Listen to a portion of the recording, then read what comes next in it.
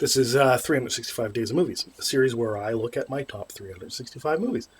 So let's go to the next movie.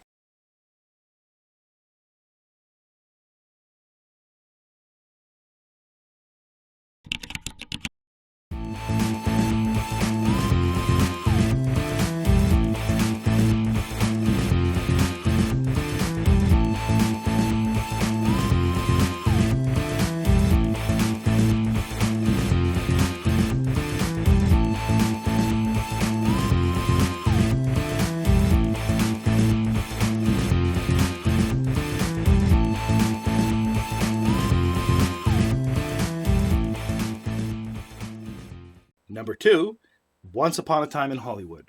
Rating 9.99. Released in 2019, directed by Quentin Tarantino, starring Leonardo DiCaprio, Brad Pitt, Margot Robbie, Emile Hirsch, Margaret Qualley, Timothy Olyphant, Austin Butler, Dakota Fanning, Bruce Dern, and Al Pacino. Actor Rick Dalton gained fame and fortune by starring in a 1950s television western, but is now struggling to find meaningful work in a Hollywood that he doesn't recognize anymore. He spends most of his time drinking and palling around with Cliff Booth, his easygoing best friend and longtime stunt double. Rick also happens to live next door to Roman Polanski and Sharon Tate, the filmmaker and budding actress whose fortunes will be forever altered by the members of the Manson family.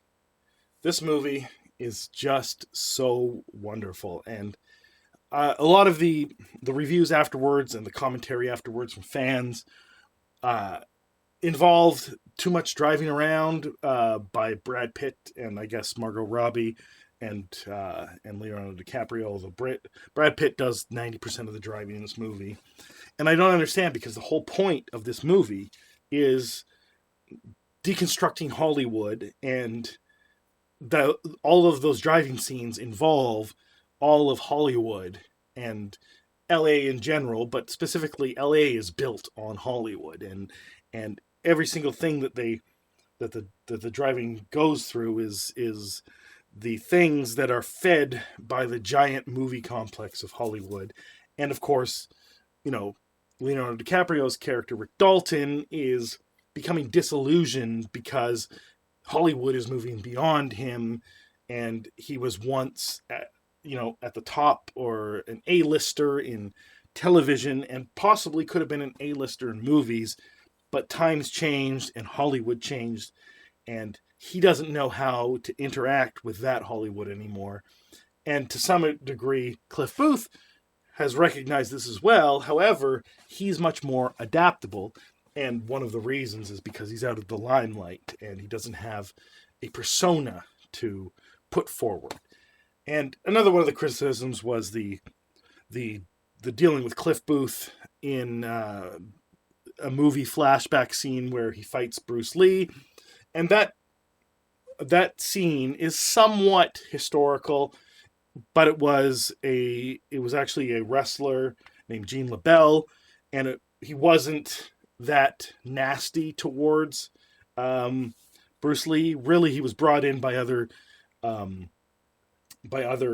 stuntmen who complained that Bruce Lee hit them for real when that wasn't really done in Hollywood. However, it was done in Bruce Lee's kung fu movies in Hong Kong or other parts of China.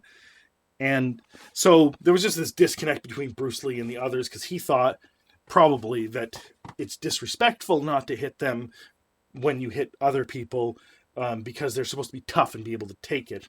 Whereas in the culture that he was now in, it was actually disrespectful to hit them. So Gene LaBelle was brought in and basically grappled with Bruce Lee and impressed Bruce Lee with his grappling skills.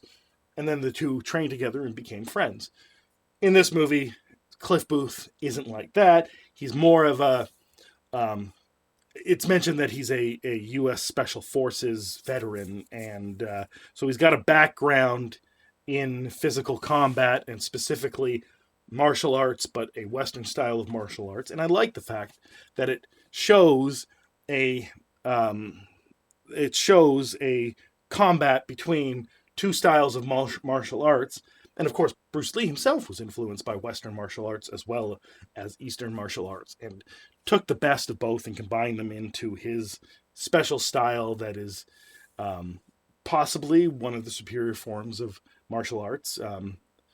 Given what Jean LaBelle taught him, the grappling is probably, in today's world, what seems to win out, especially in cage matches at the UFC, seems to be someone who has at least an understanding and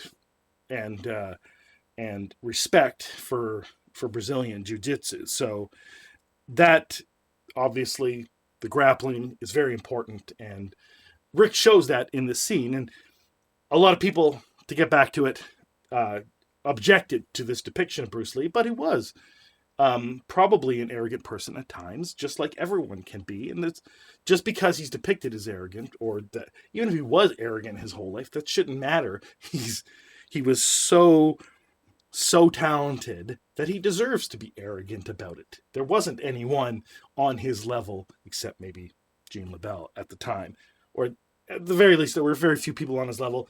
He gets to act like he is something special because Bruce Lee was something special. And it's understandable that a character like Cliff Booth would end up in that kind of interaction. And also, it's to show you, for later in the movie, what Cliff Booth is capable of, right? So that you're not shocked that Cliff can do what he does at the end of the movie. And of course, the end of the movie is just this amazing clusterfuck of violence. And it's just so rewarding. And what I was surprised at, because when I heard this movie was being made, I have no interest really in Roman Polanski and Sharon Tate and what happened.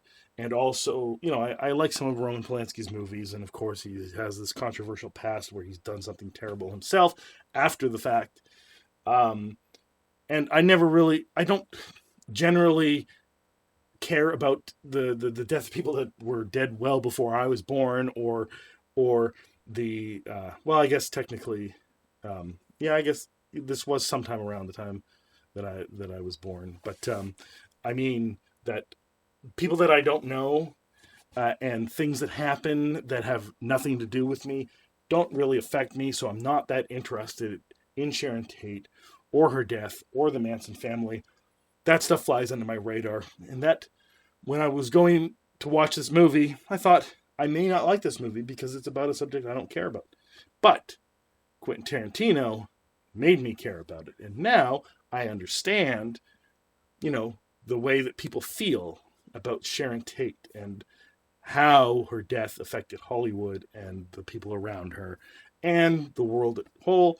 Still don't care about the Manson family. They're a bunch of rejects, and they got what they deserved as far as I'm concerned. And unfortunately, they got away with, they flew under the radar for so long that they were able to cause this pain and hurt. But I'm not interested in the expansion of understanding the Manson or any other serial killers or cults and that kind of thing. It's not really my thing. But this movie builds up so well, and the driving scenes flow from the narrative and plot points to the next, and get you inured in that Hollywood, the changing Hollywood, and the story as it flows. And every single part of this movie is very important. It comes to this climactic conclusion that is wonderful, amazing, and will affect you emotionally. I'm certain of it. So if you haven't seen the movie yet, go and check it out. Hey everybody. This has been 365 Days of Movies. We're going to keep plowing ahead. So let me know what you think of this movie. And if you want to discuss it further, comment below. If I get a lot of interest, I may very well make a full review of the movie, maybe even a video essay. So let me know what you think, and let's get to the next one.